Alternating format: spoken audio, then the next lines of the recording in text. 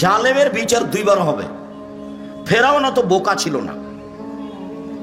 পানি দুই দিকে দাঁড়িয়ে আছে, যেখানে পানির গভীরতা 1 কিলোমিটার সেখানে পানির পাহাড়ের উঁচুতা 1 কিলোমিটার, যেখানে পানির গভীরতা 10 কিলোমিটার সেখানে পানির পাহাড়ের উঁচুতা কত? 10 কিলোমিটার। পানি তো দুই দিকে দাঁড়িয়ে আছে। তো এই রাস্তা দিয়ে মুসা আলাইহিস সালাম চলে গেলেন। ফেরাউন চলে গেলে পানি জমা হয়ে যাবে না, যে এইটা ফেরাউনের বিশ্বাসের অভাব ছিল না, যেতেও পারে, কিন্তু সে এত ক্ষেপে আছে যে রাগের কারণে তার বুদ্ধি কমে গেছে। আপনি রেগে গেলেন তো হেরে গেলেন। রাগ মানুষকে ভুল পথে নিয়ে যাবে। তাই একজন লোক এসে বলছেন, আল্লাহ নবী ফাউসিনি বিখাইরিন, আমাকে কল্যাণের উপদেশ দেন। তখন আল্লাহ রাসূল বলছেন, লা তাগজাব, রাগ করো না। আরো বলেন কিছু, লা তাগজাব, রাগ করো না। আরো কিছু বলেন, লা তাগজাব, রাগ করো না। এই কথা রাসূল সাল্লাল্লাহু আলাইহি ওয়াসাল্লাম বারবার বলেন, হাদিস বুখারী মুসলিম। তো রাগের কারণে তার বুদ্ধি কমে গেছিল। সে যখন ভিতরে চলে গেল তখন তো পানি এক জায়গায় জমা হয়ে গেল। যখন জমা হয়ে গেল তখন ফেরাউন বলল, আমানতু আল্লাহ ইলাহা ইল্লাল্লাযী আমানাত বিহি বানু ইসরাঈল, আমিও সেই আল্লাহকে মেনে নিলাম যে আল্লাহকে বানু ইসরাঈল মুসা মেনে নিয়েছে। ওয়া আনা মিনাল মুসলিমিন, আমি একজন মুসলিম। এই কথা ফেরাউন বলল। তা আল্লাহ বললেন, আলান, ও এখন, আসাইতা কাবল, তুমি তো একটু আগে নাফরমান ছিলে, এখন মেনে নিলে? তারপরে বলছেন, আল ইয়াওমা নুনাজ্জিকা বিবাদানিকা লিতাকুনা লিমান খালফাকা আয়া। ফেরাউন, তোমার মুসলিম ঘোষণা দেওয়া তো বহু দূরের কথা, তোমার শরীরটা আমি চিরদিনের জন্য রেখে দিলাম, তোমাকে মানুষ দেখে উপদেশ গ্রহণ করবে যে ফেরাউন ছিল অত্যাচারী, স্বৈরাচারী, স্বেচ্ছাচারী, উদ্ধত, জালেম। মুসা আলাইহিস সালামকে আল্লাহ বলছেন, ফেরাউনের কাছে যান, দাওয়াত দেন। আমার মুখের ভাষা সাবলীল নয়, আমি ভালো ভাষা বলতে পারি না, আমি যাব না। তো বলছেন যেতে হবে, তাহলে ও আমাকে মারবে। আমার পক্ষ থেকে তার ব্যাপারে তার কাছে একটা অপরাধের অভিযোগ আছে, আমি এক থাপ্পড় দিয়ে মানুষ মেরেছি, ও গেলেই আমাকে মারবে। তো বললেন, আমি তোমার সাথে আছি। মারবে কি করবে, আমি সাথে আছি। তো বললেন, তাহলে আমার ভাইকে সাথে দিতে হবে। ঠিক আছে, তাই হলো, তোমার ভাইও সাথে থাকবে। দুই ভাই মিলে চলে গেলেন। গিয়েই বললেন, বানি ইসরায়েলকে ছেড়ে দেন, মানে স্বাধীনতা চাইতে হবে। বানি ইসরায়েলকে দাস দাসীতে পরিণত করে রেখেছেন, বানি ইসরায়েলকে ছেড়ে দেন। তখন ফেরাউন বলতে লাগলো, তোমাকে কি আমি শিশুকালে লালন পালন করিনি? তুমি কি বহু বছর আমার মাঝে থাকনি? ফেরাউন বলছে, তুমি যা করেছো তা করেছো, তুমি তোমার কর্ম করেছো, এক থাপ্পড়ে তুমি মানুষ মেরেছো, তুমি বড় অকৃতজ্ঞ। এটা ফেরাউন বলল। তখন মুসা আলাইহিস সালাম বলছেন, আমি যা করেছি তা করেছি, আমি ভুল পথে ছিলাম, মানে এক থাপ্পড়ে মানুষ মেরেছি, এটাই ঠিক, আমি তখন ভুল পথে ছিলাম। আমি তোমার ভয়ে দেশ ছেড়েছি। আমার প্রতিপালক আমার প্রতি দয়া করেছেন, আমাকে জ্ঞানে গুণে পূর্ণ করেছেন, তিনি আমাকে নবী করেছেন। তুমি আমার প্রতি অনুগ্রহ করেছ, অনুগ্রহ করে তুমি খোঁটা দিয়েছ, খোঁটা দিয়ে তুমি বানি ইসরায়েলকে দাস দাসীতে পরিণত করেছ, তুমি বড় উদ্ধত স্বৈরাচার, সীমা লঙ্ঘন করেছ। জালেমের বিচার দুইবার হবেই। রাসূল সাল্লাল্লাহু আলাইহি সাল্লাম বললেন যে বাঁচার পথ তিনটে। এক, নিজেকে কন্ট্রোলে রাখো, বাড়ির বাইরে যায় না। দুই, মুখখান বন্ধ রেখো, মুখ ব্যবহার করো না। তিন, পাপের জন্য কাঁদো, জান্নাত পেয়ে যাবো। এক, মুখ বন্ধ রেখো, ভালো কথা ছাড়া মুখ দিয়ে ব্যবহার করতে পারবে না। চিরদিনের জন্য আড্ডা পিটা হারাম। দোকানে বসে ল্যাংটা মেয়ে নাচবে আর আপনি বসে চক্ষু ঠান্ডা করবেন, কলিজা ঠান্ডা করবেন, মনটা ঠান্ডা করবেন, এই নোংরা ন্যাক্কারজনক জঘন্য কাজ ত্যাগ করতে হবে। চিরদিনের জন্য দোকানে বসে আড্ডা পিটা হারাম। দুইজন যেখানে বসে আছে সেখানে যাবেন না। উপার্জন করে খান, 5 ওয়াক্ত সালাত আদায় করবেন, এশার সালাত আদায় করে ঘুমিয়ে যাবেন। রাত 10টায় ঘুমিয়ে যাবেন, রাত 3টায় উঠবেন, 5 ঘন্টা ঘুম হয়েছে। 3টায় উঠে কিছু 2 রাকাত সালাত আদায় করবেন, প্রয়োজনীয় জিনিস আল্লাহর কাছে চাইবেন। রাত 3টার পরে আল্লাহ মানুষের নিকটে হয়ে যায়। রাত 3টার পরে যদি মানুষ উঠে তখন মানুষ কার নিকটে হয়ে যায়? আল্লাহর নিকটে হয়ে যায়। তখন যা বলে সেটাই গ্রহণ হয়। একাধিক সহিহ হাদিস, সে আলোচনা এখন নয়। আপাতত এই যে জাহান্নাম থেকে বাঁচার 1 নম্বর পথ, মুখ বন্ধ রেখো। মুখ ব্যবহার করতে হবে না, ক্ষমতা দেখাতে হবে না, দাপট দেখিয়ে 2 দিন বেঁচে থাকার প্রয়োজন নেই। দাপট হারিয়ে যাবে, দাপট হারিয়ে যাবে, চিরদিন থাকবে না। ক্ষমতা চিরদিন থাকার জিনিস নয়। জরুরি প্রয়োজন ছাড়া বাড়ির বাইরে যাওয়া হবে না। উপার্জন করে আসবেন, বাড়িতে ঢুকবেন, আহাল পরিবার আছে, ছেলে মেয়ে আছে, তাদের সাথে থাকেন, কথা বলেন। মুখ বন্ধ রাখতে হবে। মুনাফিকি করে কোনো লাভ নেই। দিন রাত হ্যাঁ করে হেসে এর বিরুদ্ধে বলে এখানে সেখানে গিয়ে তাহাজ্জুদ পড়ে জান্নাত কিনা যাবে না। আর এসব এক শ্রেণীর অশিক্ষিতা মেয়ে, আর বাপে বলেছে আমার মেয়ে master degree pass. Master degree pass যে তুমি, তো তোমার মাথায় কাপড় নেই। তুমি কে বললো তোমাকে মাস্টার ডিগ্রি পাস? তুমি কি করে শিক্ষিত হলে? তোমাকে দেখে মানুষ পাপ করে, তোমাকে দেখলেই পাপ হয়। তুমি কিভাবে শিক্ষিত হলে? শিক্ষিতা মানে শিক্ষা কি মানুষের ক্ষতি করে? শিক্ষা মানুষের ক্ষতি করে না শিক্ষা মানুষের উপকার করে? তো তোমার দিয়ে তো ক্ষতি হয়। আর তোমাকে আমি কি দিয়ে বলবো? তোমার কথাটা আমি পরে বলতে চাচ্ছিলাম, দুঃখিত, আগেই চলে আসছে যে আল্লাহ নবী বলছেন নবীগণের বৈশিষ্ট্য শিষ্টাচার 10টা। এটা বৈশিষ্ট্য নবীগণের। সব নবী এই শিষ্টাচার পালন করেছে, আদম থেকে নিয়ে মুহাম্মদ সাল্লাল্লাহু আলাইহি ওয়াসাল্লাম পর্যন্ত সব নবী। শিষ্টাচার 1, এফাউল্লাহ, দাড়ি বড় করতে হবে। ছোট করা, চেঁচে ফেলার কোনো সুযোগ নেই। দাড়ি চেঁচে ফেললে নারী সাদৃশ্য হয়। দাড়ি চেঁচে ফেললে মানুষ নারী মহিলার মতো হয়ে যায়। দাড়ি চেঁচে ফেললে পুরুষত্ব কমে যায়। দাড়ি চেঁচে ফেললে চোখের পাওয়ার কমে যায়। তো নবীগণের বৈশিষ্ট্য 1, দাড়ি ছেড়ে দেওয়া তার নিজের গতিতে। 2, কাসুস সারেফ, মোচ কেটে ফেলা। মোচ চেঁচে ফেলতে হবে না, কেটে ফেলতে হবে। মোচ কিছু থাকবে, এটা পুরুষের পরিচয়। 3, কাসুল আসফার, নখ কেটে ফেলা। তো তুমি একটা মাস্টার ডিগ্রি পাস মেয়ে, ম্যাট্রিক পাস করেছো, তোমার নখ বড় আছে, তুমি বলো দেখি কিভাবে তুমি শিক্ষিতা? কে তোমাকে বললো শিক্ষিতা? আমি আব্দুল রাজ্জাক বিন ইউসুফ বলিনি। তোমার বাপ যদি বলে থাকে তোমার বাপও অশিক্ষিত মানুষ। তোমার মা যদি বলে থাকে তোমার মাও অশিক্ষিত মানুষ। আর তোমার মা যদি কোনোদিন তোমাকে নখ কাটতে না বলে থাকে, নিশ্চিত তোমার এটা মা নয়, এটা তোমার সৎ মা। নিশ্চিত এটা তোমার খালা। সৎ মা ছাড়া তোমার কল্যাণ চাইলো না কেন? তোমার কল্যাণ চাইলো না কেন? মা তো এরকম হয় না। মার ব্যাপারে একটু পরে কথা আসছে। মা কাকে? হিন্দুদের নীতি হলো কপালে টিপ দেওয়া। হিন্দুদের নীতি হলো কপালে টিপ দেওয়া। তোমার কপালে টিপ কেন? ইহুদি খ্রিস্টানদের পতিতালয়ের মেয়েদের বৈশিষ্ট্য হচ্ছে নখে নেইল পালিশ দেওয়া। ইহুদি খ্রিস্টানদের পতিতালয়ের মেয়েদের বৈশিষ্ট্য হলো নখে নেইল পালিশ দেওয়া। ইহুদি খ্রিস্টানদের পতিতালয়ের মেয়েদের বৈশিষ্ট্য হলো নখে নেইল পালিশ দেওয়া। তো তোমার নখ বড়ই বা কেন? তোমার নখে নেইল পালিশ কেন? কে জবাব দিবে? আমি যদি তোমার বাপ মাকে অশিক্ষিত প্রমাণ করতে না পারি, আমি আব্দুর রাজ্জাক বিন ইউসুফ নিজের জেলায় বক্তব্য দেওয়া ত্যাগ করলাম, জিন্দেগিতে বক্তব্য দেব না। শিক্ষিত হও, চেষ্টা কর। মানুষই চেষ্টা করতে পারে, গরু ছাগল নয়। পশু প্রাণী পারে না। নাক ফুলেবে, বগলের লোম উঠিয়ে ফেলতে হবে। নারী পুরুষ একই হুকুম।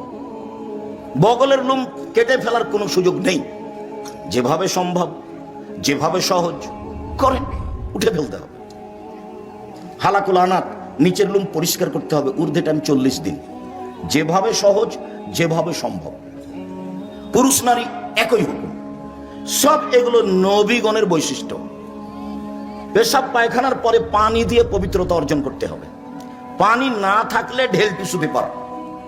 পানি আছে তখনও কেউ যদি ঢেল টিস্যু পেপার নেই, তাহলে সে রাসূলকে অপমান করলো। আর যারা বোঝেছে যে আগে ঢেল টিস্যু পেপার, পানি পরে পবিত্রতার জন্য, তারা রাসূলের সাথে অন্যায় আচরণ করেছে। 40 কদম হাঁটার তো কোনো প্রশ্নই আসে না। পায়ের উপরে পা উঠিয়ে খক খক করে কাশার তো কোনো প্রশ্নই আসে না। আমি 1 মিনিটের জন্য ধরে নিলাম, এই ছেলে প্রস্তুত থাকো, কথা যেন কোনোটা মিস না হয়।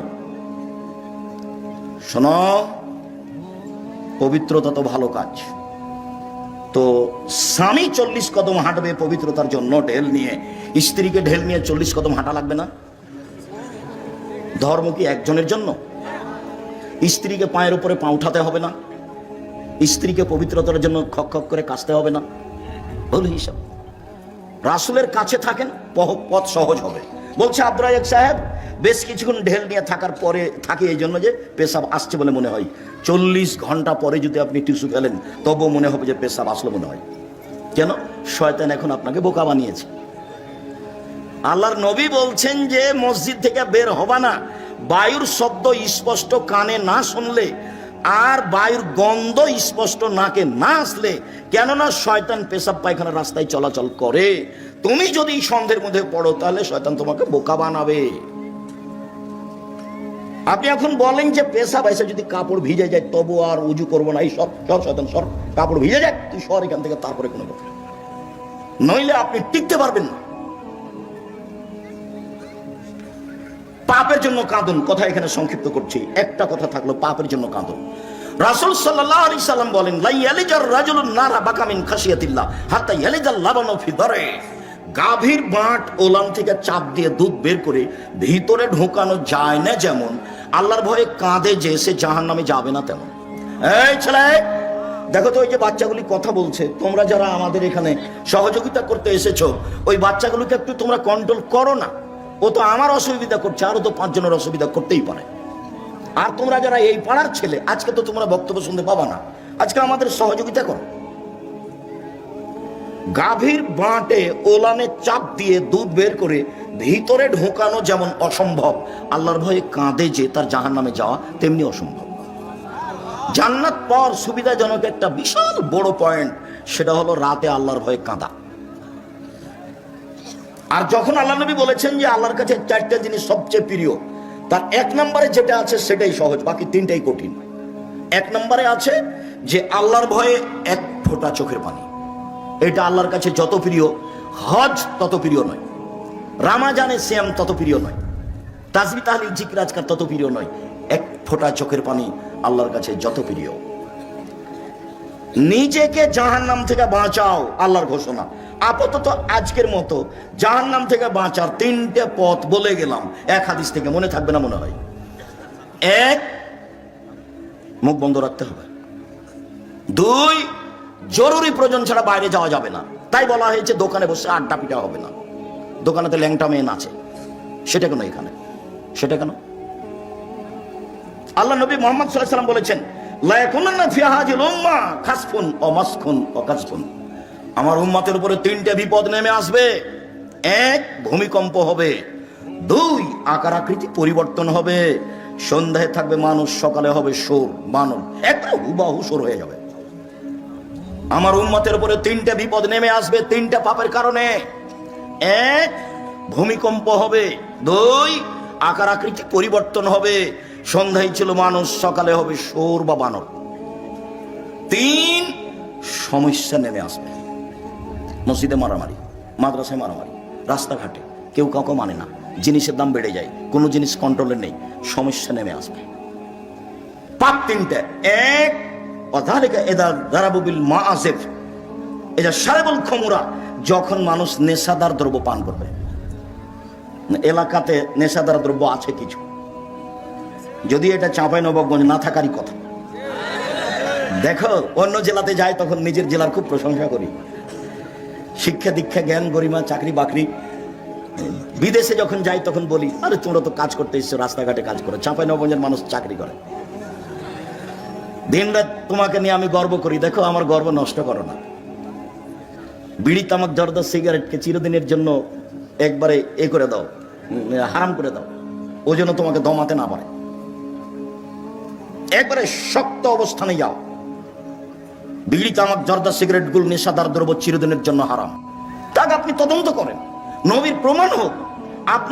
আপনি একজন বড় মুফাসসির, আপনি একজন বড় মুফাসসিরের সহযোগী, আপনি এমনটা করছেন, যদি রাসূলের না হয় তাহলে আপনার এবং তার কি হবে, এইটা আপনি বিবেচনা করছেন না কেন? আমি তো মনে করছি এইভাবে তাফসীর করাটা ঠিক ওইরকম। কেমন? ফাতেমা যেমন বলেছিলেন, ফাতেমা কান্দিয়া কয় আজ বুঝি হুসাইন কারবালাতে শহীদ হয়। ফাতেমা কান্দিয়া কয় আজ বুঝি হুসাইন কারবালাতে শহীদ হয়। যেদিন হুসাইন কারবালাতে শহীদ হচ্ছেন ইরাকের মাটিতে, তার 49 বছর আগে ফাতেমা মারা গেছেন। কতদিন আগে মারা গেছেন? 49 বছর আগে। তাহলে ফাতেমা এইভাবে কিভাবে বলবেন? তাহলে তো ধর্মের কথা, আমি যদি এরকম বক্তা হই তাহলে আমার কথা হয়ে গেল ওইরকম পুথির গানের মতো, 6 মাসের রাস্তা মর্দ 6 দিনে গেল, ঘোড়ায় চড়িয়া মর্দ হাঁটিয়া চলিল। ধর্ম এরকম নয়। কেউ যেন আঙ্গুলে চোখে আঙ্গুল না ঢোকাতে পারে এইভাবে বলার চেষ্টা করেন, তবে মানুষ হিসেবে কোনো জায়গাতে ত্রুটি থাকতেও পারে।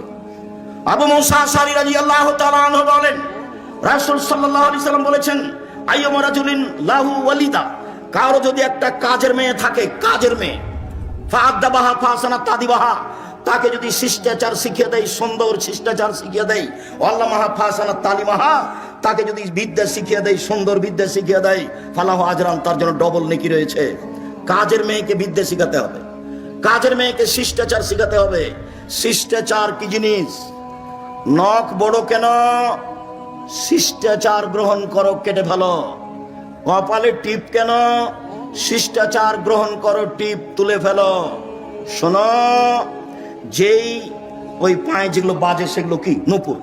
এই বাজনা নূপুর কেন? এটা শয়তানের বাজনা, খুলে ফেলো। এইভাবে চুল বেনি করে উপরে ধামাওয়ালিদের মতো করে রেখেছো কেন? এই শিষ্টাচার বন্ধ করো। শিষ্টাচার কি জিনিস? শিষ্টাচার কি জিনিস? আম্মু বাড়ি থেকে বের হলে আমাকে সালাম দিয়ে বের হও, শিষ্টাচার। আম্মু বাড়িতে ঢোকার সময় সালাম দিয়ে ঢোকো, শিষ্টাচার। আম্মু পড়তে বসলে নাসফালাক ইখলাস রব্বে জিদনি ইলমা বলে পড়তে বসো, শিষ্টাচার। আম্মু ডান পায়ের জুতা আগে পরো, বাম পায়ের জুতা পরে পরো, শিষ্টাচার। আম্মু বাম পায়ের জুতা আগে খুলো, ডান পায়ের জুতা পরে খুলো, শিষ্টাচার। আম্মু টয়লেটে ঢোকার সময় দোয়া পড়ো, বের হওয়ার সময় দোয়া পড়ো, শিষ্টাচার। আম্মু মসজিদে ঢুকলে ডান পা আগে দাও, বাম পা পরে দাও, শিষ্টাচার। আম্মু মসজিদ থেকে বের হলে বাম পা আগে দাও, ডান পা পরে দাও, শিষ্টাচার। শিষ্টাচার দিয়ে, ইসলামী শিষ্টাচার দিয়ে দিন রাত পূর্ণ হয়ে আছে। আম্মু ডান হাতে গিলাস ধরো, 3 শ্বাসে পানি পান করো, শিষ্টাচার। ফিলিস্তিনের লোকেরা অরিজিনাল আরবি, মূল আরবি। ফিলিস্তিনের লোকেরা একবারে নগদ আরবি, কিন্তু তারা নিচে নামতে নামতে নামতে এমন নেমেছে যে শিষ্টাচার টোটালেই ভুলে গেছে।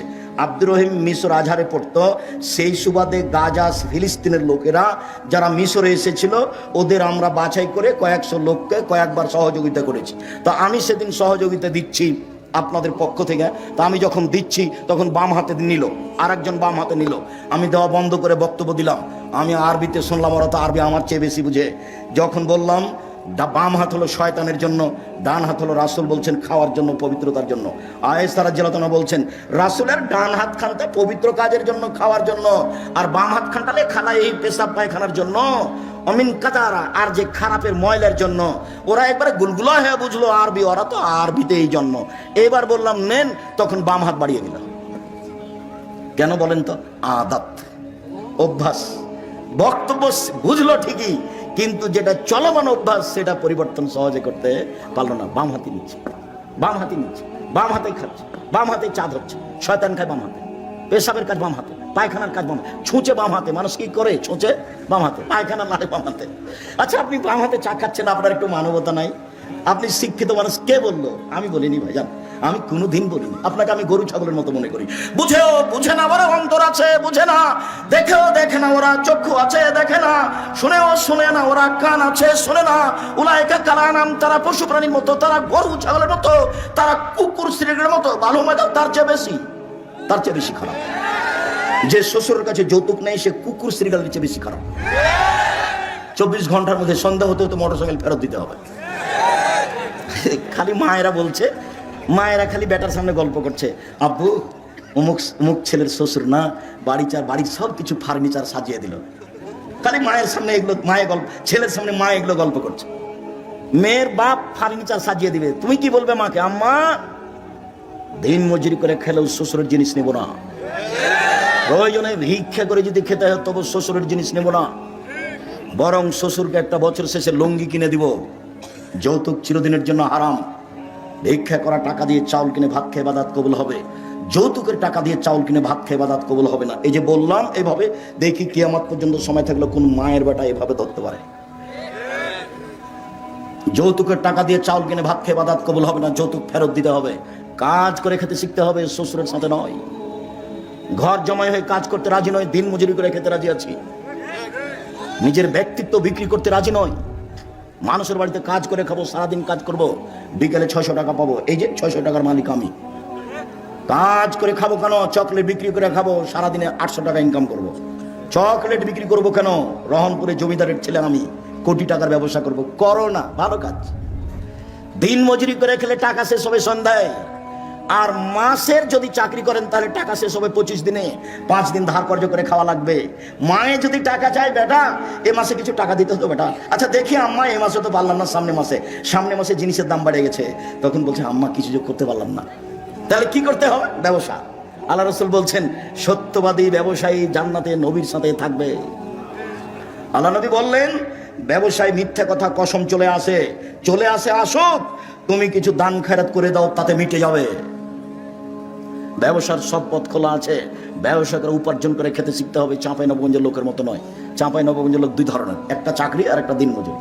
আমি যখন দেশে যাই, সৌদি আরব, কুয়েত, কাতার, বাহরাইন, মিশর, আপনার আবুধাবি, দুবাই, ওমান, লন্ডন, এইসব দেশে যখন যাই, তখন গিয়ে থাকি। বাড়ি কোথায়? ব্রাহ্মণবাড়িয়া। বাড়ি কোথায়? সন্দ্বীপ। বাড়ি কোথায়? কুমিল্লে। কেউ বলে না যে বাড়ি রহনপুর, কেউ বলে না চাঁপাইনবাবগঞ্জ।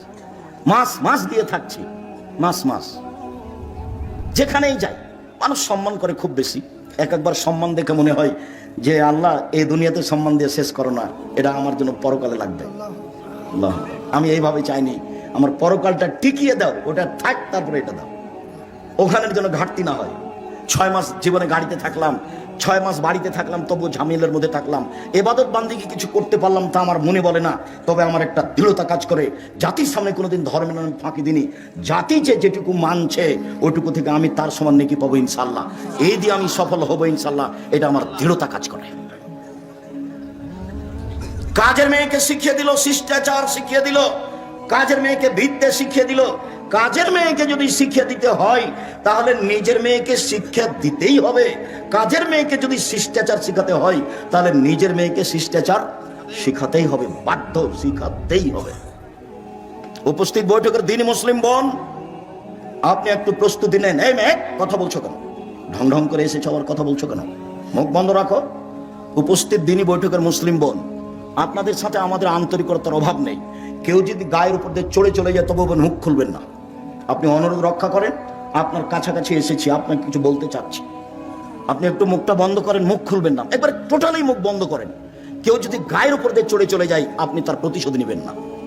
আচ্ছা গেছে, চুপ থাকেন আপনি। এইদিকে শুনেন। আসলে মাকে বহুদিন বলেছি, অনেক ছেলের জানা আছে, আপনারও জানা আছে। কথাটা পুনরায় বলে এটাকে আপনার কাছে শক্ত করতে চাচ্ছি, শুনুন। জাবের বলছেন রাদিয়াল্লাহু তাআলা আনহু, আমরা একদা রাসূলের সাথে যুদ্ধ করে আসছিলাম, মদিনায় ঢুকবো।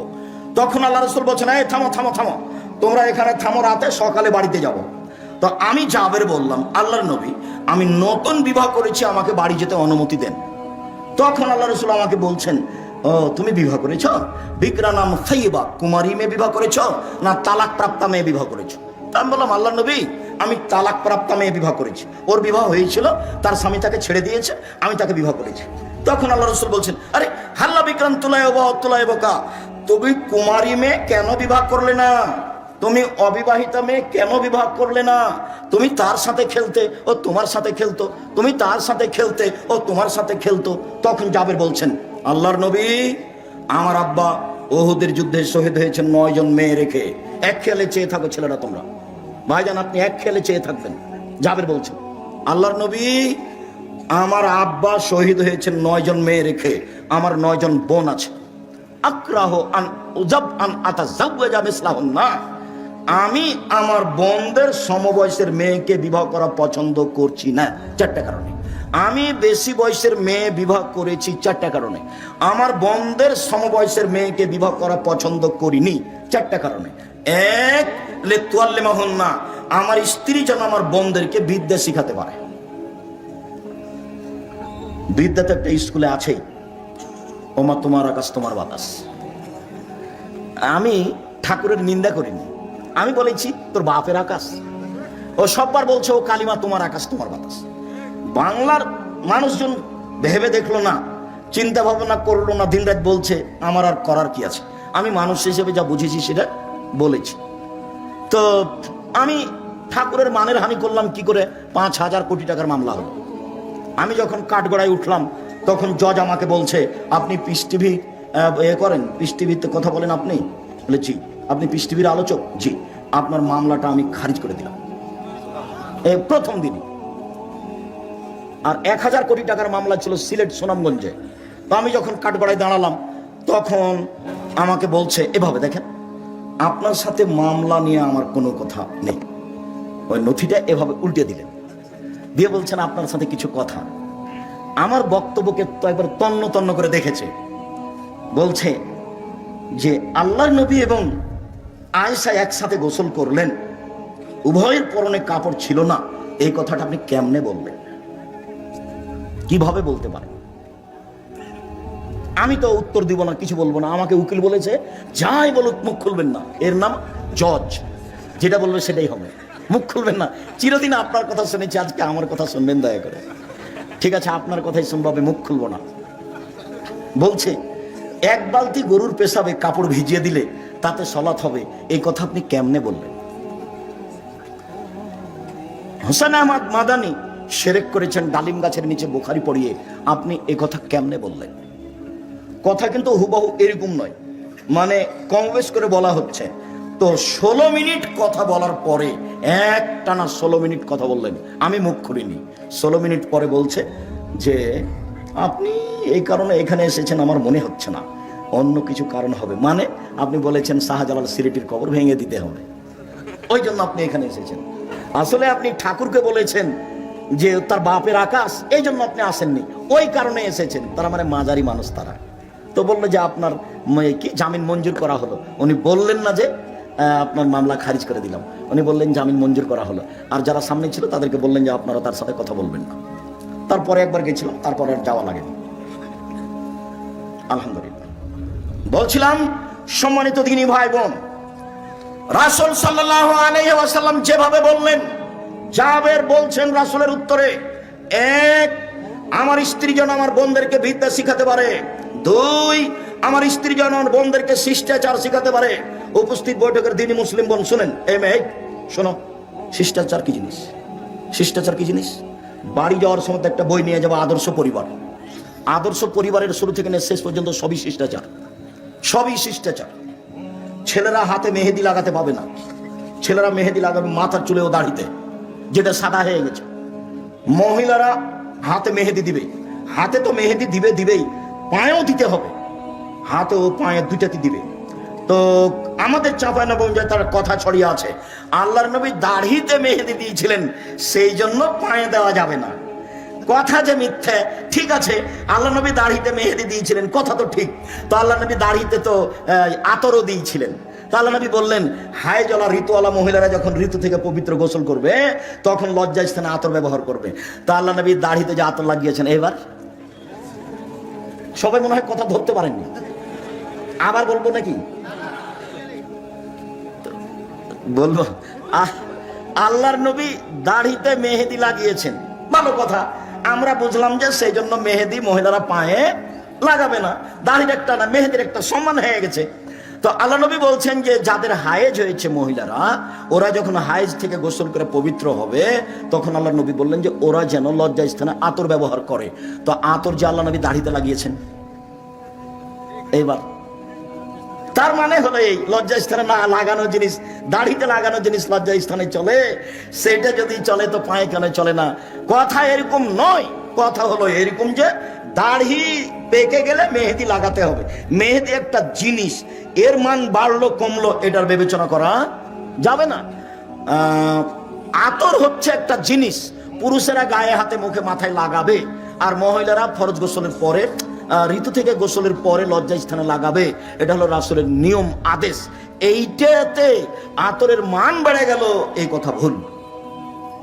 এখন একটা ছাগলের বাচ্চা কুকুরের দুধ খেয়ে বড় হয়েছে, তখন মৌলানা সাহেবকে জিজ্ঞাসা করেছে, মৌলানা সাহেব এই ছাগলের গোস্ত খাওয়া যাবে কিনা? তখন মৌলানা সাহেব বলছে, এটা কথা হলো নাকি? হ্যাঁ, ওটা কুকুরের গোস্ত, কুকুরের দুধ খেয়েছে, ওটা হারাম। তো বেকায়দা হয়ে গেল। তাহলে পশু প্রাণীর উপরে কি কোরআন হাদিসের বিধান আছে? পশু প্রাণীর উপরে কোরআন হাদিসের কোনো বিধান নেই। ও পায়খানা খেয়ে বড় হোক, না হলে ঘাস খেয়ে বড় হোক, ওটা পশু প্রাণী। ওর জন্য প্রজনন পদ্ধতি, গবাদি পশুর উন্নয়ন ষাঁড় দিয়ে করতে হবে, এটা ভালো। ষাঁড় দিয়ে যদি না করেন, তার উন্নয়নের জন্য যত পথ আছে সবই করেন, কেননা তার উপরে কোনো কোরআন হাদিস প্রযোজ্য হবে না। এটা ভুল হিসাব। সম্মানিত দিনী ভাই বোন, বলছিলাম রাসূল সাল্লাল্লাহু আলাইহি ওয়াসাল্লাম মুখের উপরে জাবের বললেন, এক, আমার স্ত্রী যেন বিদ্যা শিখাতে পারে। দুই, আমার স্ত্রী যেন আমার বোনদেরকে শিষ্টাচার শিখাতে পারে। তিন, আমার স্ত্রী যেন আমার বোনদের মাথার চুল চিরুনি করে সাজগোজ করে যত্ন করে রাখতে পারে। মায়ের যত্ন কে নিবে? বাচ্চার যত্ন কে নিবে? মা। কাজের মেয়েকে দিয়ে বাচ্চার যত্ন নেওয়া ঠিক নয়। জায়েজ, আমি না জায়েজ বলিনি, তবে সব সময় বাচ্চার যত্ন কে নিবে? মা। তার মাথাটা চিরুনি করে দিবে মা, তার কাপড়টা পরিষ্কার করে দিবে মা, তাকে গোছগাছ করে রাখবে মা, তাকে ঝকঝকে করে রাখবে মা, তার গায়ের পাঞ্জাবিটা পরিষ্কার করে দিবে মা, তাকে ডান হাত আগে ঢোকাতে বলবে জামাতে তার মা। সব শিষ্টাচার তার মা পালন করবে এবং বাচ্চাকে যত্ন করে রাখবে। যখন বাচ্চাকে দুধ খাওয়াবে তখন মায়ে বিসমিল্লাহ বলবে। মা যদি বিসমিল্লাহ ছাড়া বাচ্চাকে দুধ খাওয়ায়, তাহলে যতবার খাওয়াবে ততবার শয়তানে দুধ খাবে, খাবেই খাবে। আল্লাহ নবী বলেছেন দুধ খাবে শয়তান, অতএব খাবেই খাবে। মা যতবার বাচ্চাকে দুধ খাওয়াবে ততবার মা কি বলবে? বিসমিল্লাহ বলবে। মা যখন রাতে দরজাটা বন্ধ করবে তখন বিসমিল্লাহ বলবে। মা যখন বাল্বটা অফ করে দিবে তখন বিসমিল্লাহ বলবে। যখন মা জ্বালানটা বন্ধ করবে তখন বিসমিল্লাহ বলবে। মা যখন তরকারির পাতিলে ঢাকবে তখন বিসমিল্লাহ বলবে। মা যখন আটার পাতিলে ঢাকবে তখন বিসমিল্লাহ বলবে। আল্লাহ নবী বলেন, সবকিছু ঢেকে রাখো, খোলা রাখো না। রাতে কতগুলি বালা মুসিবত চলে, খোলা জিনিস যে খাবে তার রোগ ব্যাধি হয়ে যাবে। হাটে বাজারে এভাবে খোলা জিলাপি খাবেন না। একবারে সপ্তাহ সপ্তাহ খোলা পড়ে আছেন, আপনি কিনে নিয়ে চলে যাচ্ছেন। আল্লাহ নবী না করেছেন। সূর্য ডুবার পরে বাচ্চাকে বাহিরে নিয়ে যাওয়া যাবে না, নইলে বাচ্চাকে চিনে ধরবে, শয়তান ধরবে। ছাদের উপরে নিয়ে যাবেন না, আগুনে নিয়ে যাবেন না। রাত যখন এসা কাছাকাছি হয়ে গেছে তখন নিয়ে যান। সব বুখারী মুসলিম এক টানা হাদিস এগুলো। আপনি ইউটিউবে দেখেন আব্দুর রাজ্জাক বিন ইউসুফ খাও পান করার নিয়ম, খাও পান করার নিয়ম আব্দুর রাজ্জাক বিন ইউসুফ বিস্তারিত দেওয়া আছে, আপনি দেখুন। সম্মানিত দিনী ভাই বোন, চার, অতাকুম আলাইহিন্না, আমার স্ত্রী যেন আমার বাচ্চাদেরকে পাহারা দিতে পারে। উপস্থিত বৈঠকের মুসলিম বোন, এই মেয়ে কথা বলছো কেন? কথা বলছো কেন? চারটা সিরিয়াল করো তো দেখি। তুমি মা, তুমি আদর্শ মা, তুমি বুদ্ধিমতী মা, তুমি মা, আপনি মা, আপনি বুদ্ধিমতী মা, আপনি হস্তিনী নন, আপনি ভালো মা। এক, বাচ্চাকে বিদ্যা শিখাতে হবে। দুই, বাচ্চাকে শিষ্টাচার শিখাতে হবে। তিন, বাচ্চাকে যত্ন করে রাখতে হবে। চার, বাচ্চাকে পাহারা দিতে হবে। এবার বলেন আপনি, যে মেয়েটা মাথায় কাপড় না দিয়ে দেয়নি, তার মা কি পাহারাদার? তার মা পাহারাদার নয়। আপনার নিজের জিম্মেদারি আর একজনের উপরে চাপিয়ে দিয়ে সফল হওয়া যাবে না। এইবার আপনার সাথে আর একটু থাকে উপস্থিত বৈঠকের মুসলিম বোন, এই ছেলে তোমার আমি কাছে আসছি, তুমি নিরাশা হবে না। কি বলেন তো আব্দুর রাজ্জাক সাহেব, আমার কাছে কি?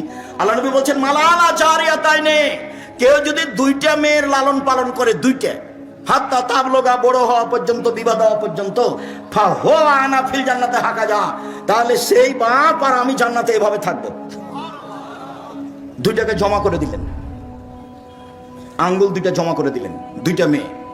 এবার বলছেন, আনাওয়া কাফিরুল ইয়াতীম, কেউ যদি এতিমের লালন পালন করে, সে আর আমি জান্নাতে এইভাবে থাকবো। ওয়াসারা বিসাবাব আলস্তা, তর্জনীর মধ্যমা ইশারা করলেন, অফার রাখাবে না হুসায়ান, একটু ফাঁকা রাখলেন। বুঝতে না পারলে আমি আবার বলছি, এতিম লালন পালন করলেও নবীর সাথে থাকা যাবে, তবে মধ্যে কি আছে? একটু ফাঁকা আছে। আর কেউ যদি দুইটা বেটির লালন পালন করে, বিবাহ শাদী দিয়ে দেয়, তাহলে এই বাপ রাসূলের সাথে কিভাবে থাকবে? একসাথে। হাদিস সহিহ। আরেকটা বলি, আল্লাহ নবী বলছেন, মানা আলা সালাসা বানাতিন, কেউ যদি তিনটা মেয়ের লালন পালন করে, ওয়া আদাবাহুন্না, শিষ্টাচার শিখিয়ে দেয়, ওয়া আল্লামাহুন্না, বিদ্যা শিখিয়ে দেয়, ওয়া যাওয়াজাহুন্না, বিবাহ শাদী দিয়ে দেয়, আহসানা ইলাইহিন্না, তার সাথে সদাচরণ করে, একবারও বলে না এই তোর মুখ ভাঙে দেবো, এই তোর দাঁত খুলে দেবো, এই তোর স্বভাব খারাপ, এই তোকে এই করবো সে করবো, একবারও বাপ মেয়েকে এভাবে বলে না, সব সময় আদর করে। চাঁপাই নবাবগঞ্জের ভাষাতে বলে, আম্মু কি নিবা আম্মু? ওরে মাকে একদিন আম্মু বলেনি, একবারে বলে শেষ করছে। আচ্ছা ঠিক আছে বলেন, সমস্যা নেই, তবে মাকে ভুলে যাবেন না। আমার একটা পরামর্শ মনে রাখবেন, সালাম ফেরার পূর্বে কি বলবেন? রব্বির হামহুমা কামা রাব্বায়ানি সাগীরা। আর একটা কথা মধ্য বলে নি, যেটা ভারী আর এটা সহজ, সেটা হলো এই, একজন সাহাবী এসে বলছেন, আল্লাহর নবী, আমার পিতা মারা গেছেন, ও তারাকা মালান, টাকা পয়সা ছেড়ে গেছেন, অলাম ইউসিনি, আমাকে কোনো উপদেশ দিয়ে যাননি,